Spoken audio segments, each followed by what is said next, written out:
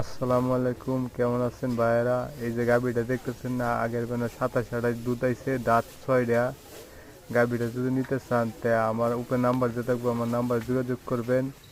আর বেশি বেশি শেয়ার করবেন, কমেন্ট করবেন, যে ভালো ভালো গাভী দিতে দিতে পারি।